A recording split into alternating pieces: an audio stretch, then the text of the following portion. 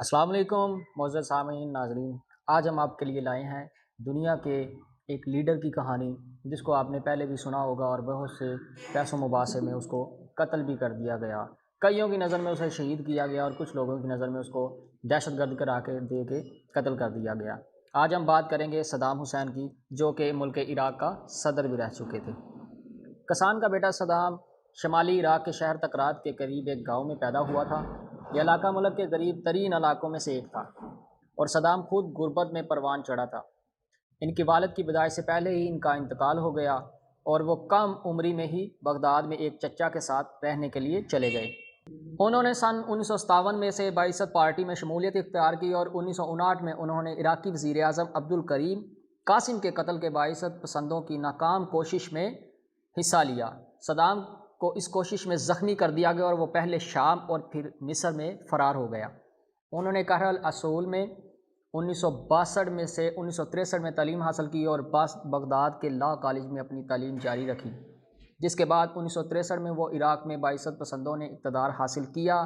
بعثت پسندوں کی اسی سال اقتدار کا خاتمہ کر دیا گیا اور صدام نے کئی سال عراق میں جیل میں گزارے۔ وہ فرار ہو گیا، بعثت پارٹی کا قائد بن گیا اور اس بغاوت میں مددگار تھا جس نے 1968 میں پارٹی کو دوبارہ اقتدار میں لایا۔ صدام نے 1989 میں حکومت کا کھلا کنٹرول سنبھالنا شروع کیا اور بکر کے استعفیٰ دینے کے بعد صدر بن گیا۔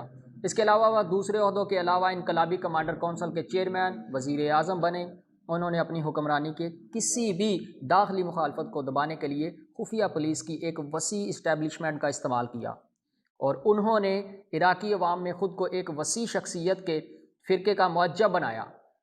دوسرے عہدوں کے علاوہ انقلابی کمانڈر کونسل کے چیئرمین اور وزیر اعظم بھی بنے۔ صدام نے ستمبر 1980 میں ایران کے تیل کے کھیتوں پر حملہ کیا تھا، لیکن اس مہم کے مقابلہ شکست سے وہ دوچار ہو گیا تھا۔ جنگ کی لاگت اور عراق کی تیل کی برآمدات میں خلل کی وجہ سے صدام نے معاشی ترقی اپنے مبہم پروگرام کو کم کر دیا۔ 1988 تک ایران عراق جنگ تعطیل کا شکار رہا۔ جب دونوں ملکوں نے جنگ بندی قبول کر لی جس نے اس لڑائی کو ختم کر دیا، بڑے بڑے غیر ملکی قرضوں کے باوجود، جس کے ساتھ عراق خود جنگ کے خاتمے سے راض ہو گیا، صدام نے اپنی مسلح افواج کی تشکیل جاری رکھی۔ اگست 1990 میں عراق کی فوج نے پڑوسی ممالک کویت پر قبضہ کر لیا۔ بظاہر صدام کا مقصد عراق کی معیشت کو تقویت دینے کے لیے اس کی ملک کی وسیع ترین محصولات کو استعمال کرنا تھا، لیکن کویت پر اس کے قبضے نے عراق کے خلاف دنیا بھر میں تجارتی پابندی کو تیزی سے شروع کر دیا۔ انہوں نے کویت سے اپنی فوجیں واپس لینے کی اپیل کو نظر انداز کیا۔ اس کے باوجود سعودی عرب میں عراقی فوج اور امریکی فوج کے زیر قیادت ایک بڑی فورس تشکیل دی گئی اور اقوام متحدہ کی قراردادوں کی منظوری کے باوجود اس قبضے کی مذمت کی گئی اور اس کے خاتمے کے لیے طاقت کے استعمال کی اجازت دی گئی۔ خلیج فارس کی جنگ 16 جنوری 1991 کو شروع ہوئی تھی اور 6 ہفتوں کے بعد اسی وقت ختم ہوئی جب اتحاد نے عراق کی فوج کویت سے نکال دیا۔ عراق کی کرشنگ شکست نے شیعوں اور کردوں کو دونوں کی طرف سے اندرونی بغاوتوں کو جنم دیا، لیکن صدام نے اس کی بغاوت کو دبا دیا، جس کی وجہ سے ہزاروں افراد ملک کے شمالی سرحد کے ساتھ پناہ گزیر کیمپوں میں بھاگ گئے۔ اقوام متحدہ کے ساتھ فائرنگ بندی معاہدے کے ایک حصے کے طور پر عراق کے کیمیائی، حیاتی اور جوہری ہتھیار بنانے یا رکھنے سے منع کیا گیا تھا۔ ملک پر متعدد پابندیاں عائد کی گئیں جن کی تحویل اور تکمیل زیر التوا ہے اور ان کی وجہ سے معیشت پر شدید خلل پڑا اور آج بھی جو کہ موجود ہے۔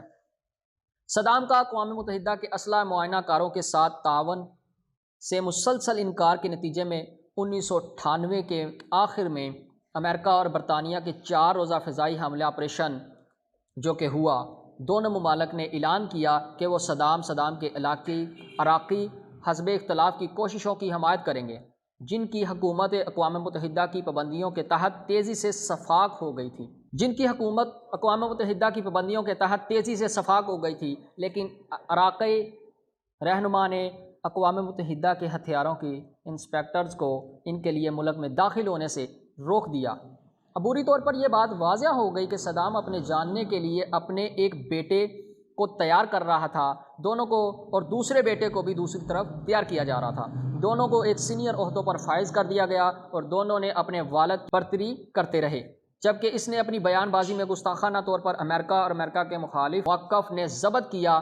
اگرچہ گھروں میں تیزی سے خوف طاری ہے، لیکن عرب دنیا میں بہت سے لوگ صدام کو واحد علاقائی رہنما کے طور پر دیکھتے ہیں اور آج بھی جانتے ہیں، اور امریکہ کو جہریت طور پر سمجھتے ہیں، اور امریکہ کو آج بھی دہشت گرد کی نظر سے دیکھتے ہیں۔ 2001 میں ریاست متحدہ میں 11 ستمبر کے حملوں کے بعد امریکہ حکومت نے اس بات پر زور دیا کہ صدام دہشت گرد گروہوں کے کیمیائی یا حیاتی ہتھیار مہم کر سکتا ہے۔ اسلحے سے ہتھیار ڈالنے کے عمل کو نئی شکل دینے کی کوشش کی گئی۔ اگرچہ صدام نے نومبر 2002 میں اقوام متحدہ کے ہتھیاروں کے معائنہ کاروں کو عراق واپس جانے کی اجازت دی، لیکن ان کی تشکیل میں مکمل تعاون نہ کرنے سے امریکہ اور برطانیہ مایوس ہو گیا اور انہوں نے سفارتکاری کے خاتمے کا اعلان کیا۔ 17 مارچ 2003 کو امریکی صدر جارج بش نے صدام کو عہدے سے سبکدوش ہونے اور 48 گھنٹوں کے اندر عراق چھوڑنے یا جنگ کا سامنا کرنے کا حکم دیا۔